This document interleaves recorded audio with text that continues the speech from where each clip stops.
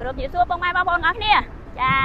ជំសាអូតូខា7 3តាមនេះគឺថាមកបើកទូទៀតដែរ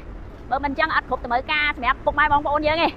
បើកអស់តម្លាក់អស់បងប្អូនឥឡូវទីទៀតយើងចាំមើលសកម្មភាពបើកទូទាំងអស់គ្នាណាតើឡានយើងហ្នឹងគឺថាចាតូចតាព្រុសឆ្នាំប្រហែលចាអបសិនប្រហែលបងប្អូនចាទស្សនាទាំងអស់គ្នាជុំគ្នាទីទៀតតើបងប្អូនចូលដល់វគ្គយើងហើយគឺថាកំពុងតែត្រៀមខ្លួនចេញមកបដាហើយចាសម្រាប់ព្រុសឆ្នាំ012ចាអបសិន3ក្នុងលឿងបងប្អូនចេញមកអស់មិនធម្មតាទេបងប្អូនមើលភិនភាគឡានជាក់ស្ដែងចាប្រភេទឡានមូលធានាជូនឡានអត់បឹកតស្ងោរពណ៌បងប្អូននេះស្ដែងតែម្ដងចាសម្រាប់បងប្អូនមានតម្រូវការចាតាក់ទងមកបងប្អូននេះវីដេអូ Sin Original រូបភាពចាក់ស្ដែងបងប្អូនអត់ទាន់ធ្វើទាំងអស់ចាំតម្លាក់ពីទូមើលគ្រឿងក្នុងគេ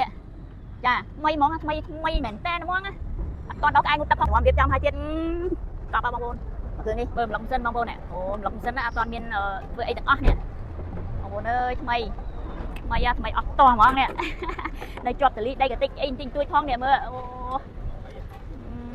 ដល់បងប្អូនក្នុងស៊ីនហ្មងនេះបងប្អូននេះមកដល់ទីតាំងហើយបងប្អូនចាឥឡូវទីទៀតហ្នឹងគឺថាមិនទឹកដល់ក្អែហើយបងប្អូនតម្រូវការមកជើញមកក្រុមខ្សែអូតូខា7 3ដើមស្ថិតនៅលើផ្លូវលោកអុកញ៉ាមងរធីចាឈៀងមកខាងលិចពោះផ្សារបឹងបៃតង500ម៉ែត្រថាបានជួបស្រីសតតតែម្ដងបាយ